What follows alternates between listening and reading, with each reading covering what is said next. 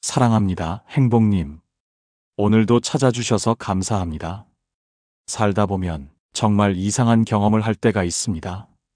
분명 처음 만났을 땐 예의 바르고 말도 조곤조곤 잘하고 참 괜찮은 사람 같았는데 어느 날 술 한잔 들어가고 나니까 그 사람이 전혀 다른 사람처럼 느껴졌던 순간.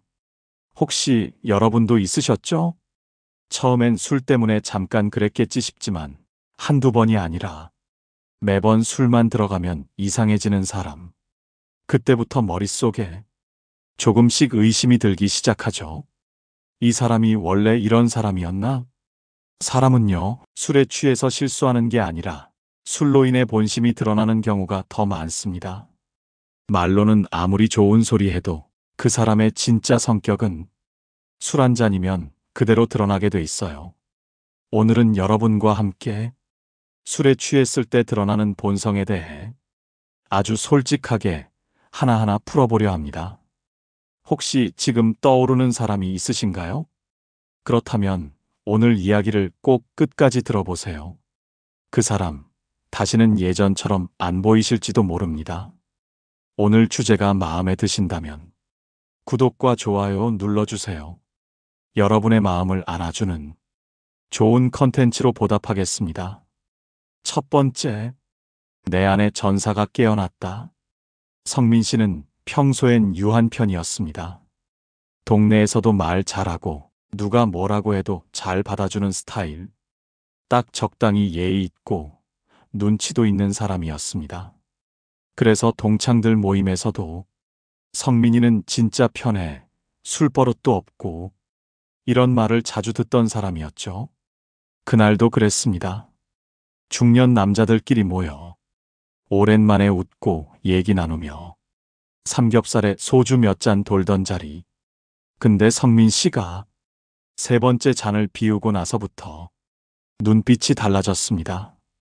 야, 나 요즘엔 웬만한 건 다 참거든. 근데 진짜 나 무시하는 사람은 못 참아.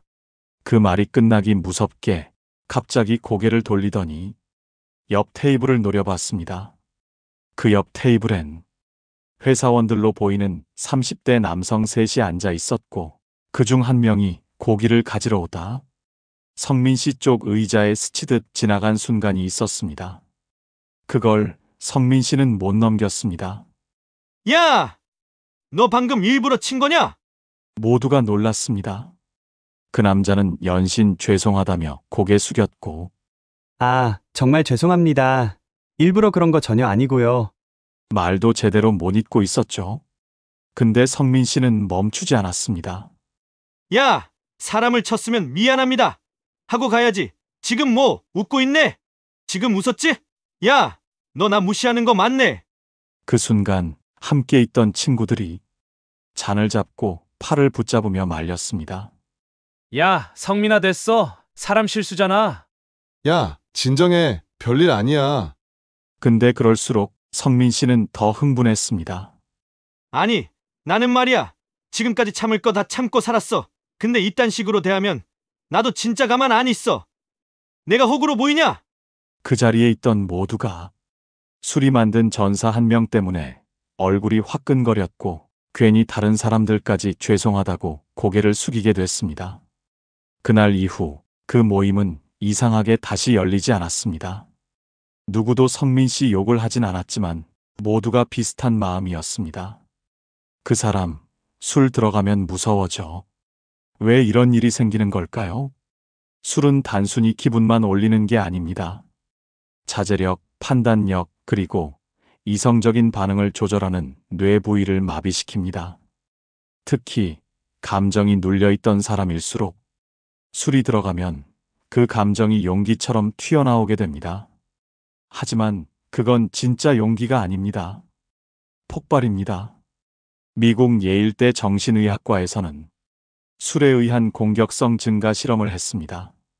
두 그룹 중 한 그룹은 술을 마신 상태에서 작은 자극, 가벼운 충돌, 말실수를 받게 했고 다른 그룹은 맨정신으로 똑같은 상황을 겪게 했습니다. 그 결과 술 마신 그룹은 3배 이상, 상대가 나를 무시했다는 감정을 더 강하게 느꼈고 더 빠르게 화를 내며 공격적인 반응을 보였습니다. 즉, 술은 본능적인 싸움 회로를 켜버리는 겁니다. 그 사람 안에 쌓여있던 억울함, 자존심, 누군가에게 눌려 살았던 기억, 그 모든 게 술을 타고 올라오면서 전사자아가 깨어나는 거죠.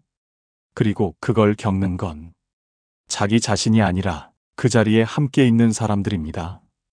술자리에서 시비 한 번 걸면 그 자리가 망가지는 건 물론이고 그 사람도 그 사람을 말리던 사람도 모두 지쳐버리는 일이 됩니다. 성민 씨는 그날 이후 말했습니다. 아, 나 왜 그랬지? 기억 잘 안 나네. 걔가 먼저 이상했지 않아? 그게 제일 무서운 겁니다. 자신은 기억 못해도 다른 사람은 절대 잊지 못하는 술버릇. 두 번째, 회식 자리의 폭주 기관차. 자, 이건 박 과장이라는 사람에 대한 이야기입니다. 회사에 꼭 한 명씩 있는 사람이죠. 평소엔 조용하고 회의에서도 숫자만 말합니다. 딱히 큰 소리 내는 사람도 아닙니다. 근데 술만 들어가면 사람이 달라집니다. 그날도 그랬습니다. 영진 씨는 그냥 조용히 고기 굽고 잔 채워주고 있었는데 박 과장이 갑자기 말을 걸더랍니다. 영진 씨, 내가 후배들 많이 봐왔는데 딱 보면 알아요. 될 사람인지 안 될 사람인지. 그 말이 시작이었습니다. 그 다음엔 이런 말이 나왔습니다. 그렇게 눈치 없이 일하면 안 돼요.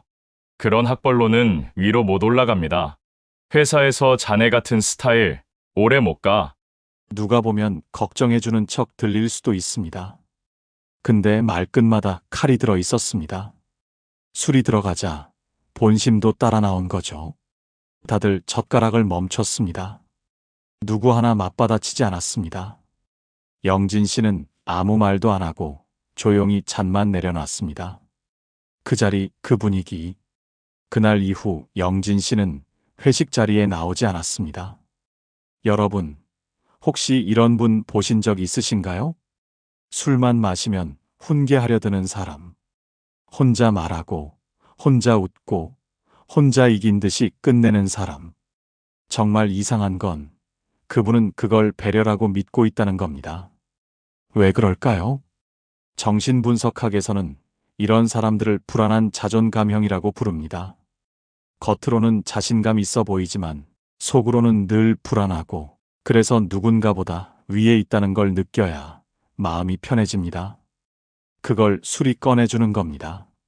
억눌러뒀던 우월감, 지적 본능, 남을 가르치려는 욕구. 술은 이걸 다 풀어줍니다. 여기서 재미있는 실험 하나 소개해 드릴게요.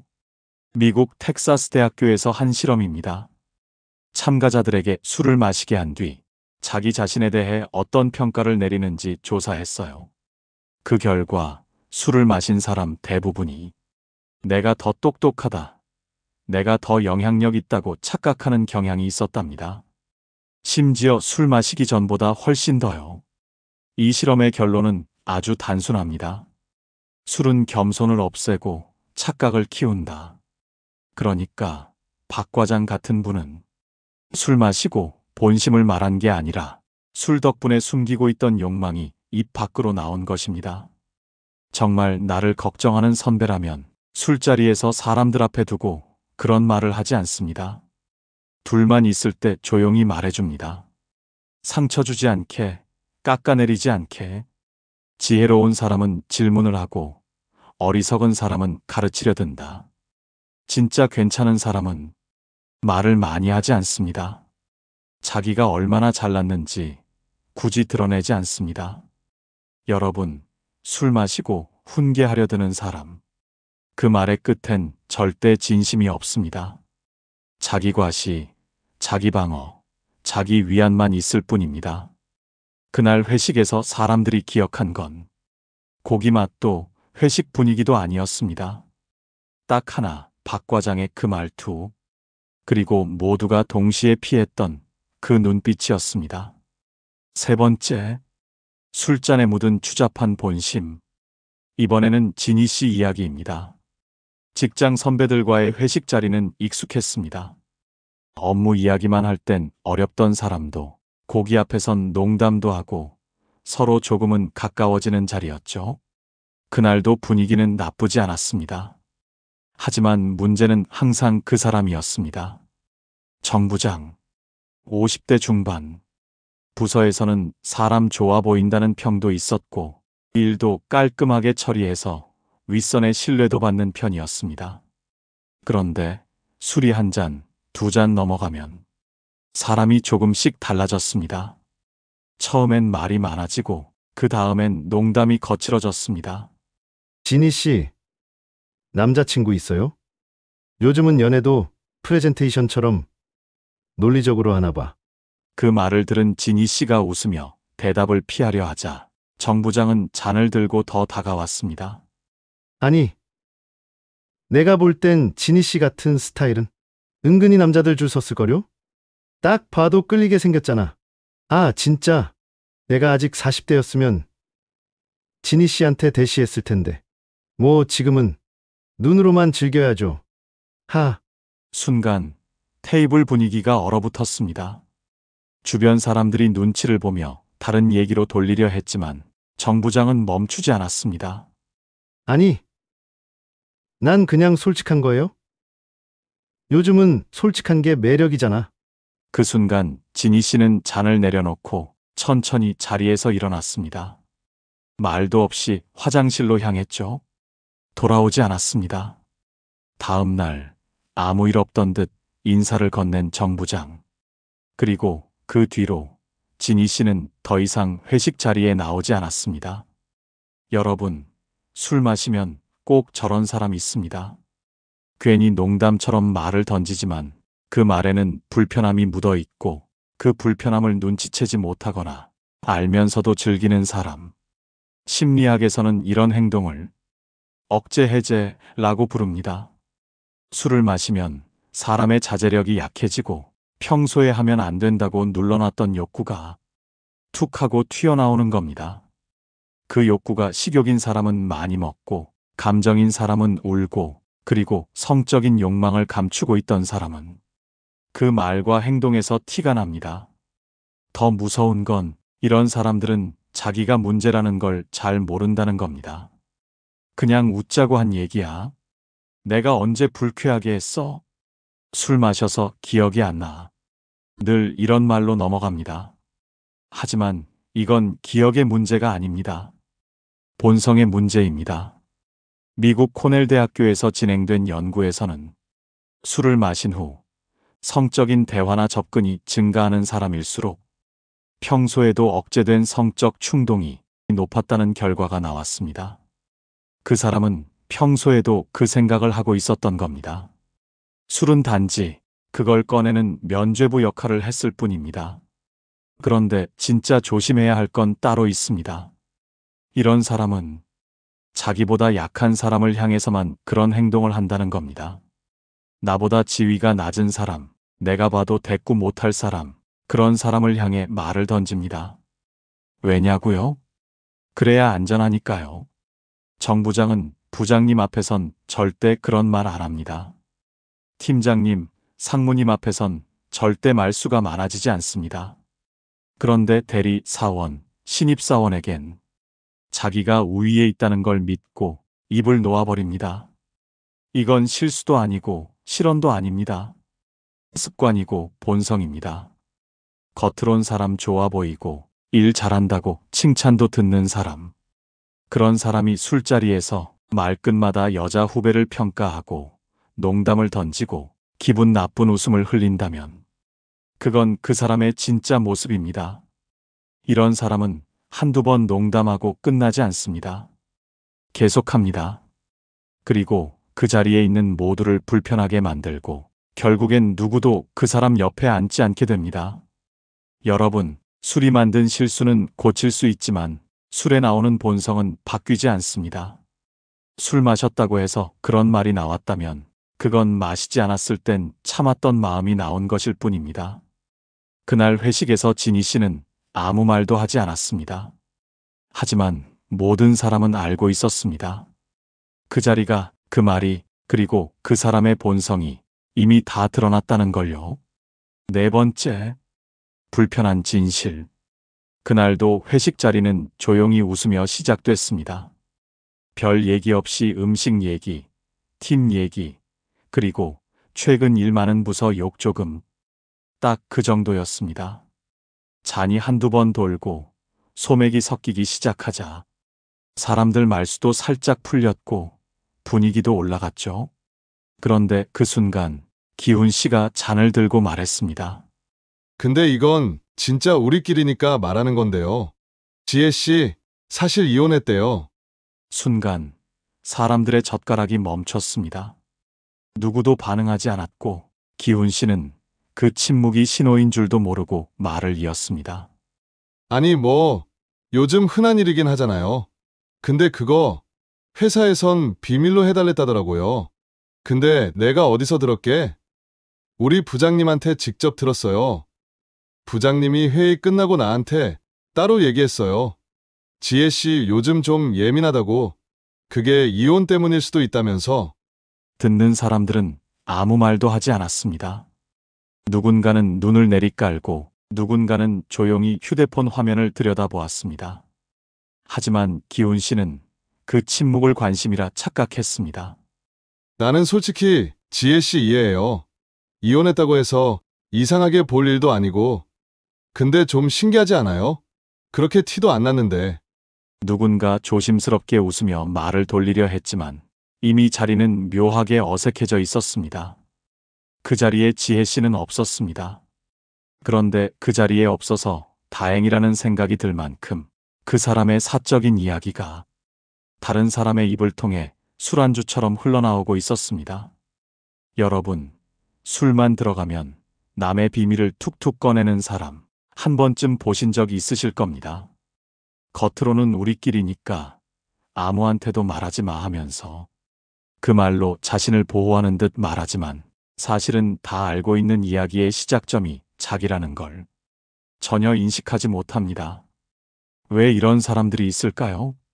심리학에서는 이런 행동을 우월한 정보 소유자 행위라고 합니다. 쉽게 말하면 나만 아는 이야기로 주목받고 싶어하는 심리입니다. 사람들은 정보, 특히 타인의 비밀을 알게 되었을 때 그걸 혼자 알고 있다는 사실에서 일종의 힘을 느낍니다. 그리고 술이 들어가면 그 힘을 보여주고 싶어집니다. 미국 스탠퍼드 대학교의 폴 허스 교수팀은 술자리에서 사람들이 남의 비밀을 더 자주 털어놓는 이유에 대해 연구한 적이 있습니다. 그 결과 술을 마신 사람은 평소보다 1.8배 더 충동적으로 말하고 그중 60%가 타인의 민감한 정보를 자기도 모르게 흘렸다고 했습니다. 그 이유는 간단합니다. 술이 자기 검열 능력을 떨어뜨리고 내가 지금 이 말을 하면 안 된다는 판단력을 마비시키기 때문입니다. 하지만 중요한 건 그 다음입니다. 이런 사람은 항상 이렇게 말합니다. 그냥 우리끼리니까 말한 거야. 내가 말 안 해도 어차피 다들 알잖아. 술 마셔서 나도 기억 안 나. 하지만 기억이 나고 안 나고는 중요하지 않습니다. 그 말을 들은 사람들, 그리고 그 말의 주인공이 알게 되는 순간 그 사람은 더 이상 편하게 대할 수 있는 사람이 아니게 됩니다. 남의 비밀을 가볍게 말하는 사람은 내 비밀도 가볍게 흘릴 수 있는 사람입니다. 겉으로는 걱정하는 척, 이해하는 척 하면서 속으로는 자신이 가진 정보로 사람들 사이에서 주도권을 잡고 싶어 하는 겁니다. 프랑스 작가 알랭 드 보통은 이런 말을 했습니다. 비밀을 공유하는 순간 신뢰는 시험대에 오른다. 진짜 믿을 수 있는 사람은 남의 이야기일수록 입을 다무는 사람입니다. 술이 들어가도 조심하는 사람, 말보다는 행동으로 신뢰를 지키는 사람. 기훈 씨는 그날 이후에도 늘 그랬습니다. 이거 진짜 어디 가서 말하지 마요라는 말을 입에 달고 살았습니다. 그런데 이상하죠? 그 말을 제일 많이 하는 사람이 늘 제일 많은 이야기를 흘리고 다녔습니다. 그리고 사람들은 기훈 씨 옆자리에 앉지 않기 시작했습니다. 술이 돌면 그의 입도 따라 돌았다는 걸 모두가 알고 있었기 때문입니다. 5번째. 세상 불행이 다 자기 것. 주인공은 선미 씨였습니다. 아이 다 키우고 요즘은 조금씩 자기 시간 찾아가는 중년 여성입니다. 오랜만에 만난 친구들과의 모임이었고 다들 한두 잔씩 기분 좋게 웃고 있는 분위기였습니다. 오랜 친구 사이지만 자주는 못 보는 만큼 서로 얼굴만 봐도 반갑고 따뜻한 자리였죠. 그런데 그 자리에 항상 분위기를 바꾸는 사람이 있었습니다. 영숙 씨. 고등학교 때부터 알던 친구. 말도 많고, 정 많고, 눈물도 많고. 근데 이상하게 술만 마시면 꼭 자기 얘기를 꺼내는 사람이었습니다. 나는 진짜 요즘 너무 외롭다. 처음엔 다들 고개를 끄덕이며 들어줍니다. 아휴, 그럴 수 있지. 우리 나이 되면 다 그래? 위로도 건네고 공감도 합니다. 그런데 그 얘기는 거기서 끝나지 않습니다. 근데 너희는 몰라. 나는 진짜 힘들었어. 남편은 집에 들어와서도 말 한마디 없지. 애들은 커서 전화 한 통 안 하지. 내가 왜 이렇게 살아야 하나. 나 진짜 가끔 그런 생각 들어. 사람들은 조용히 술잔을 만지작거립니다. 눈을 마주치지 않으려 하고 딴 얘기로 돌리려 슬쩍 화제를 꺼내보지만 영숙 씨는 멈추지 않습니다. 너희는 그래도 남편이랑 대화라도 하잖아. 나는 같이 살아도 혼자 사는 기분이야. 진짜 나 그냥 사라졌으면 좋겠다고 생각한 적도 있어. 그 말이 떨어졌을 때 자리엔 정적이 흘렀습니다. 누구도 뭐라 할 수 없었고 다들 머릿속으로 같은 생각을 하고 있었습니다. 또 시작됐다. 영숙 씨는 매번 그렇게 말했습니다. 매번 술 마시면 같은 얘기, 같은 눈빛, 같은 한숨. 어떤 날은 남편 이야기, 어떤 날은 아이 이야기, 어떤 날은 갑자기 나는 친구도 없어 하며 눈물 흘리기도 했습니다. 그날 이후 그 모임은 점점 모이기 어려워졌습니다. 누구는 바쁘다고, 누구는 몸이 안 좋다고 자연스럽게 톡방도 조용해졌죠. 심리학에서는 이런 사람을 자기 연민 반복 노출형이라고 부릅니다. 이들은 진짜 위로를 바라는 것처럼 보이지만 실제로는 계속해서 자기 감정을 드러냄으로써 자신의 존재감을 확인받고 싶은 욕구를 가지고 있습니다. 미국 듀크 대학교의 심리학자 마크 레어리 교수는 자기 연민이 인간관계에 미치는 영향을 연구한 적이 있습니다. 그는 참가자들에게 자신의 힘든 경험을 반복해서 말하게 한 뒤 이를 들은 다른 참가자들의 반응을 분석했습니다. 그 결과는 분명했습니다.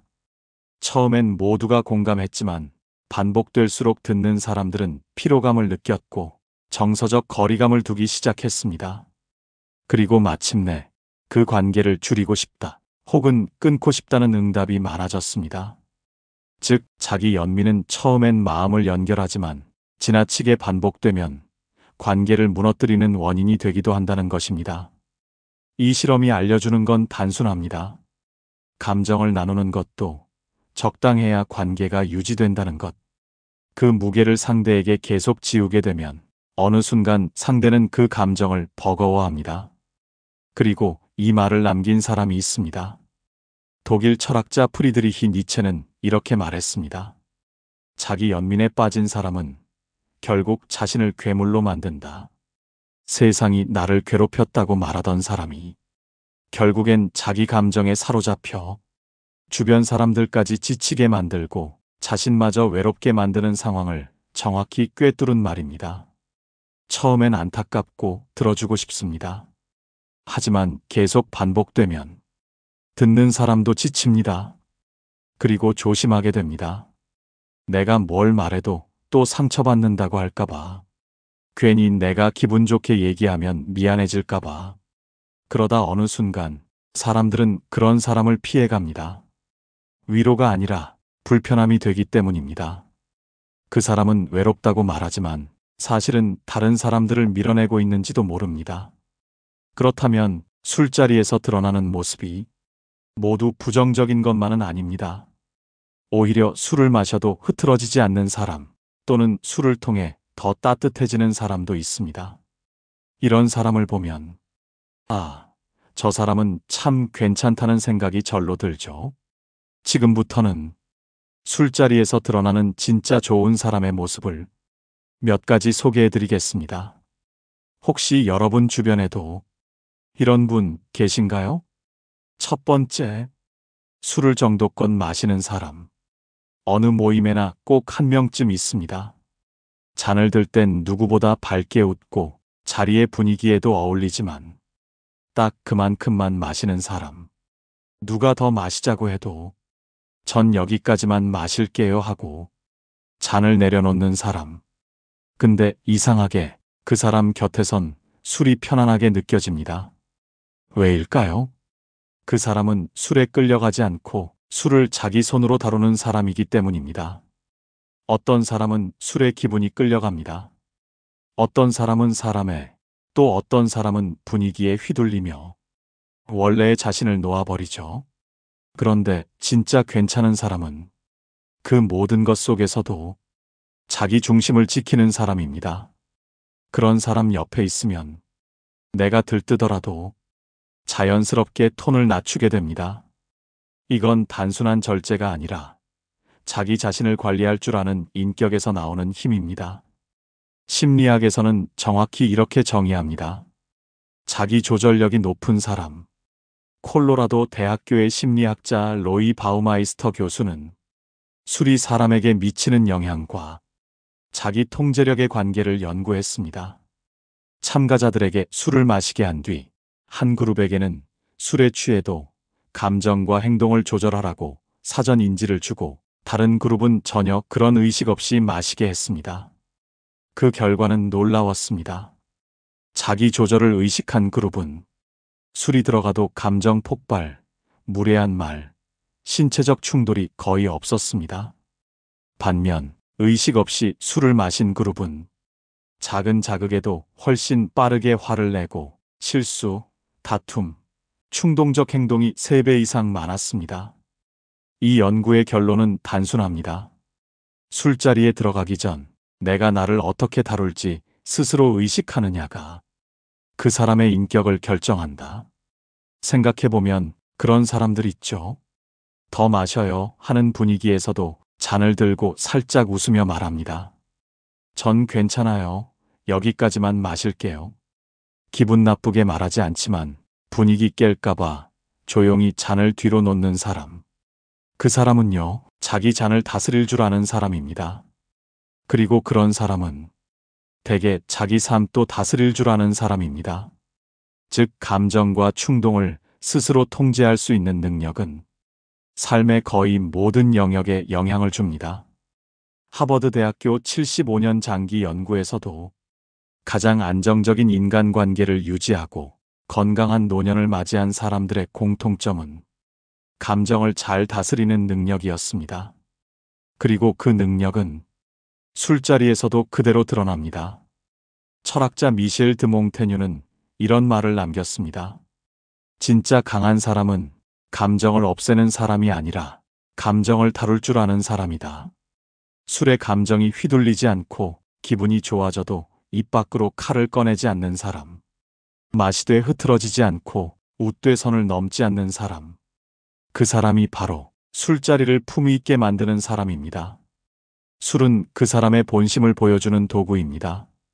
그리고 그 본심이 조용하고 절제된 사람이라면 그 사람은 이미 믿을 수 있는 사람입니다. 술은 사람을 망치는 게 아니라 그 사람의 품격을 보여준다. 는 말, 딱 이런 사람을 두고 하는 말입니다.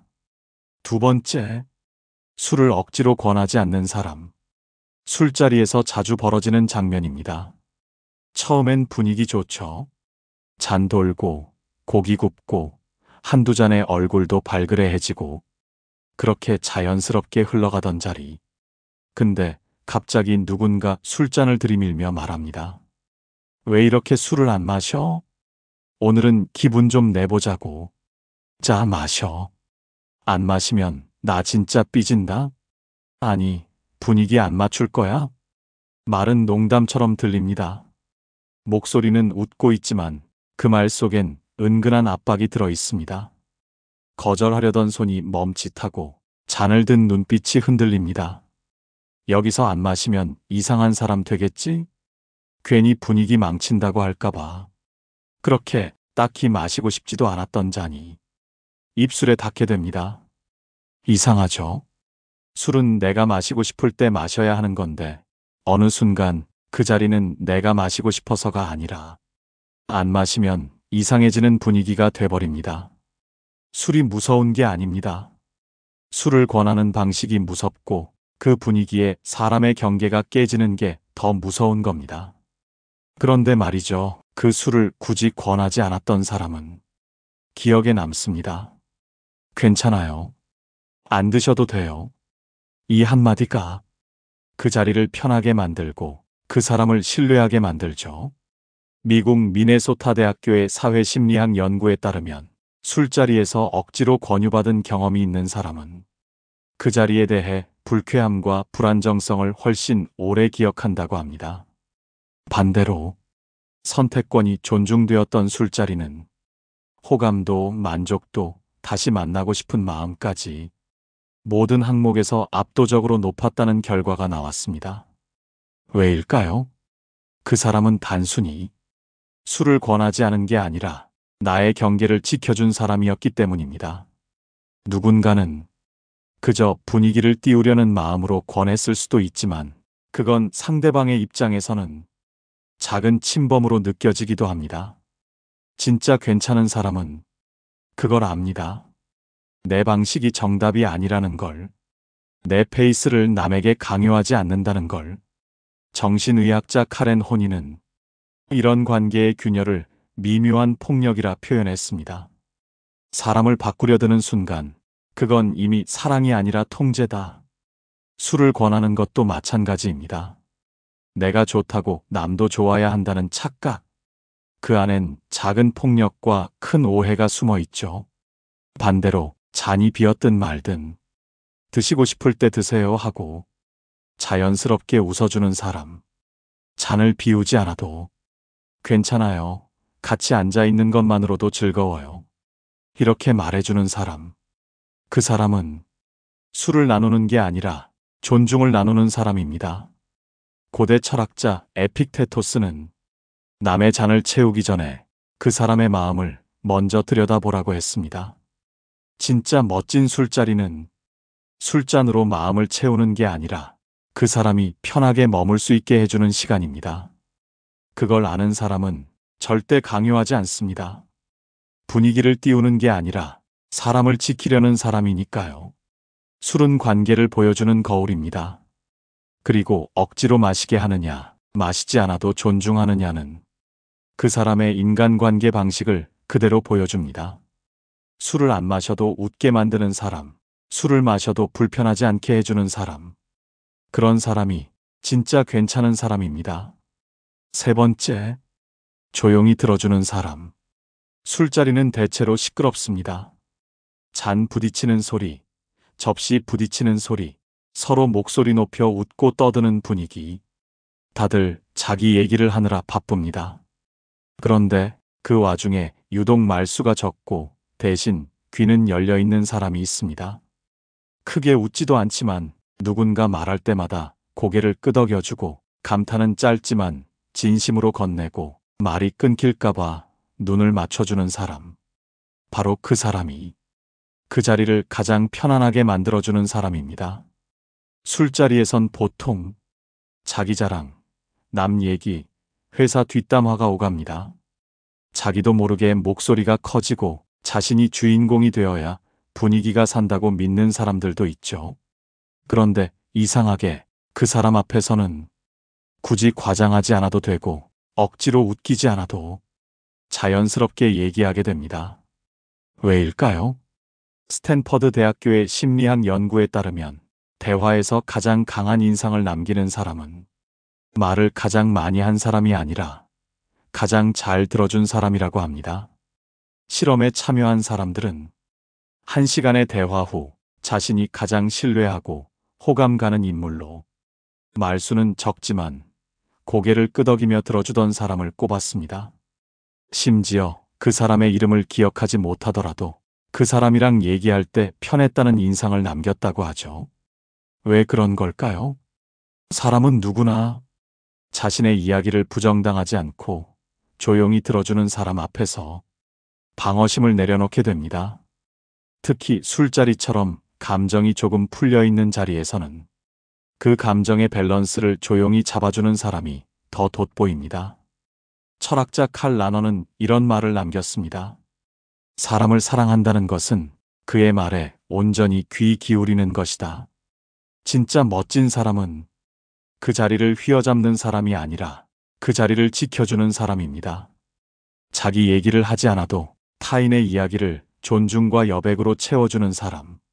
그 사람이 앉아있는 자리만으로 분위기는 더 따뜻해지고 그 사람 옆자리에선 마음이 말없이 쉬어갑니다. 술잔을 채우는 건 술이지만 그 자리를 채우는 건 사람의 태도입니다. 크게 웃지 않아도 말 많이 하지 않아도 조용히 들어주는 사람이 있는 자리. 그 자리가 진짜 오래 기억에 남는 자리입니다. 여러분, 술은 사람을 바꾸는 게 아니라 그 사람 안에 있던 것을 드러내는 도구일 뿐입니다. 그래서 어떤 사람은 술을 마시면 폭발하고 어떤 사람은 술을 핑계로 무례해지고 또 어떤 사람은 술을 마시고도 끝까지 조용히 따뜻하게 남습니다. 술은 마음의 뚜껑을 여는 열쇠입니다.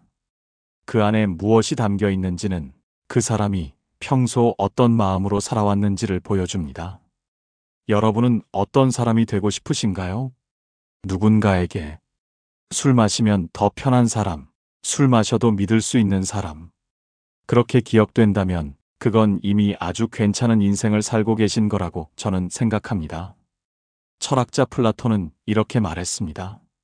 사람을 가장 잘 알려면 그와 술을 함께 마셔보라. 오늘 이야기 들으시면서 혹시 떠오르는 사람이나 장면이 있으셨다면 그 감정을 잘 기억해 두세요. 그건 앞으로의 인간관계를 따뜻하게 만드는 작은 나침반이 되어줄지도 모릅니다. 오늘도 함께 해주셔서 감사합니다. 여러분의 삶과 관계가 조용한 품격으로 오래오래 빛나시길 진심으로 바랍니다. 혹시 오늘 영상 보시면서 떠오른 경험이나 느낀 점이 있으시다면 여러분의 이야기를 댓글로 나눠주세요. 그 이야기가 누군가에게는 큰 위로와 깨달음이 될 수 있습니다. 오늘도 끝까지 시청해 주셔서 정말 감사드립니다. 이 영상이 도움이 되셨다면 소중한 분들께 공유해 주시고 구독과 좋아요로 함께 해주세요. 여러분과의 연결이 저에게는 아주 큰 힘이 됩니다. 오늘도 여러분의 하루가 따뜻함으로 채워지길 바랍니다. 이상으로 행복 주문서였습니다.